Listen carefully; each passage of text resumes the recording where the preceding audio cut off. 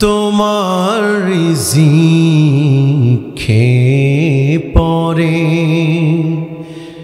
অবাধ্য হই কেমন করে, তোমার রিজিক খেয়ে পরে অবাধ্য হই কেমন করে, খুঁজে না পাই কোনো ভাষা, খুঁজে না পাই কোনো ভাষা, শুকুর গুজার করার আল্লাহ।